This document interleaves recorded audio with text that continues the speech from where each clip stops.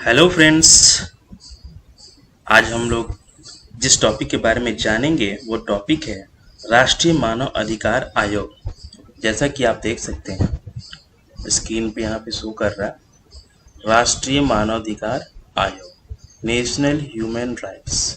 English में हम इसे नेशनल ह्यूमन राइट्स कहते हैं। ये काफ़ी महत्वपूर्ण विषय बन जाता है जब किसी कम्पिटिटिव एग्जामिनेशन के पॉइंट ऑफ व्यू से, चाहे वो स्टेट पीसीएस हो या एसएससी और रेलवे के एग्जाम्स हो, ये काफ़ी महत्वपूर्ण विषय बन जाता है। इसमें बहुत अच्छे अच्छे पॉइंट्स को मैंने शामिल किया है। तो चलिए हम आगे इसका गहन अध्ययन करते हैं। और सबसे पहले हम जानेंगे क्या है राष्ट्रीय मानवाधिकार आयोग। और जब भी हम मानवाधिकार आयोग के बारे में सुनते हैं तो सबसे पहले हमारे दिमाग में यही सवाल आता है कि ये राष्ट्रीय मानवाधिकार आयोग क्या है। तो राष्ट्रीय मानवाधिकार आयोग, ह्यूमन राइट्स कमीशन, जिसे शॉर्ट्स में एनएचआरसी भी जाना जाता है, यह स्वतंत्र वैधानिक संस्था है। इसकी स्थापना मानव अधिकार संरक्षण अधिनियम 1993 के प्रावधानों के अंतर्गत 12 अक्टूबर 1993 को की गई थी। मानव अधिकार आयोग एक का मुख्यालय नई दिल्ली में स्थित है और 12 अक्टूबर 2018 को इसकी स्थापना के 25 वर्ष पूरे हुए थे। यानी कि आज जो है सो ये 29 वर्ष इस पूरे हो चुके हैं।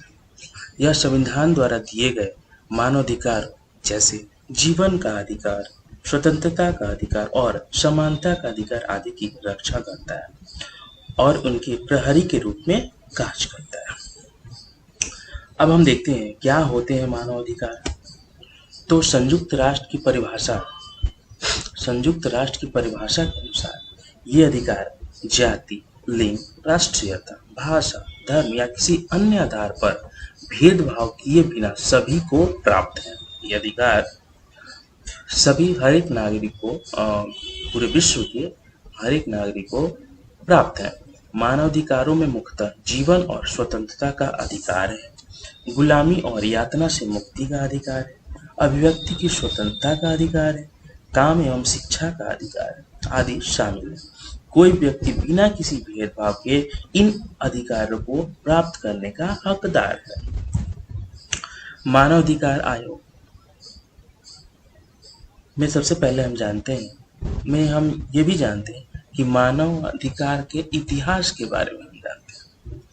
मानव अधिकारों की सार्वभौम घोषणा एक महत्वपूर्ण ऐतिहासिक दस्तावेज है जिसे संयुक्त राष्ट्र महासभा द्वारा 10 दिसंबर 1948 को पेरिस में अपनाया गया था।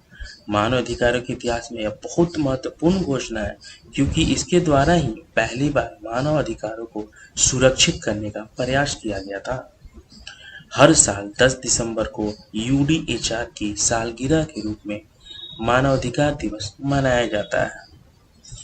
Universal declaration of human right 1991 में पेरिस में हुई संयुक्त राष्ट्र की बैठक ने सिद्धांतों का एक समूह, जिसे पेरिस सिद्धांतों के नाम से जाना जाता है, तैयार किया, जो आगे चलकर राष्ट्रीय मानवाधिकार संस्थाओं की स्थापना और संचालन की नींव साबित हुए। इन्हीं अधिकारों का अनुसरण करते हुए भारत में मानवाधिकार में अधिक जवाबदेही और मजबूती लाने के उद्देश्य से मानव अधिकार संरक्षण अधिनियम 1993 बनाया गया। यह अधिनियम सभी राज्य सरकारों को भी राज्य मानवाधिकार आयोग बनाने का अधिकार देती है।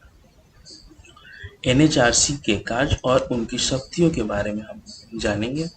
मानवाधिकार आयोग के उल्लंघन से संबंधित कोई मामला यदि नेशनल ह्यूमन राइट्स कमीशन के संज्ञान में आता है या शिकायत के माध्यम से लाया जाता है, एनएचआरसी को उसकी जांच करने का अधिकार है। इनके पास मानवाधिकारों के उल्लंघन से संबंधित सभी न्यायिक मामलों में हस्तक्षेप करने का अधिकार है। आयोग किसी भी जेल का दौरा कर सकता है और जेल में बंद कैदियों की स्थिति का निरीक्षण एवं उसमें सुधार के लिए सुझाव दे सकता है। एनएचआरसी संविधान या किसी अन्य कानून द्वारा मानवाधिकारों को बचाने के प्रदान किए गए सुरक्षा उपायों की समीक्षा कर सकता है और उसमें बदलाव की सिफारिश भी कर सकता है। एनएचआरसी मानवाधिकार के क्षेत्र में अनुसंधान का विकास करता है। आयोग प्रकाशनों, मीडिया, सेमिनार, आयोग प्रकाशन, मीडिया, सेमिनार और अन्य माध्यम से समाज के विभिन्न वर्गों के बीच मानवाधिकारों से जुड़ी जानकारी का प्रचार करता है और लोगों को इस अधिकारों की सुरक्षा के लिए प्राप्त उपायों के प्रति भी जागरूक करता है। आयोग के पास दीवानी अदालत की शक्तियां हैं और यह अंतरिम राहत भी प्रदान करता है। इसके पास मुआवजे या हर्जाने के भुगतान की सिफारिश करने का भी अधिकार होता है। एनएचआरसी की विश्वसनीयता का अंदाजा इसी बात से लगाया जा सकता है कि इनके पास हर साल बहुत बड़ी संख्या में शिकायत दर्ज होती है। यह राज्य तथा केंद्र सरकारों को मानवाधिकार के उल्लंघन को रोकने के लिए महत्वपूर्ण कदम उठाने की सिफारिश भी कर सकता है। आयोग और रिपोर्ट भारत के राष्ट्रपति के समक्ष प्रस्तुत करता है, जिसे संसद के दोनों सदनों में रखा जाता है। एनएचआरसी की कुछ सीमाएं भी होती हैं और अब उन सीमाओं के बारे में हम जान लेते हैं। एनएचआरसी के पास जांच करने के लिए कोई भी विशेष तंत्र नहीं है। अधिकतर मामलों में यह संबंधित सरकार को मामले की जांच करने का आदेश देता है। पीड़ित पक्ष को व्यवहारिक न्याय देने में असमर्थ होने के कारण भारत के पूर्व अटॉर्नी जनरल शोली साराभाई ने इसे इंडियाज टीजिंग एल्यूजन की संज्ञा दी है। एनएचआरसी के पास किसी भी मामले के संबंध में मात्र सिफारिश करने का ही अधिकार है। वह किसी को निर्णय लागू करने के लिए बाध्य नहीं कर सकता। यह धन की अपर्याप्तता भी एनएचआरसी के कार्य में बाधा डालती है।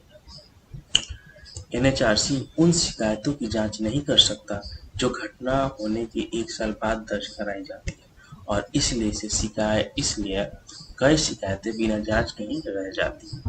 अक्सर सरकार या तो एनएचआरसी की सिफारिशों को पूरी तरह से खारिज कर देती है या उन्हें आंशिक रूप से ही लागू किया जाता है।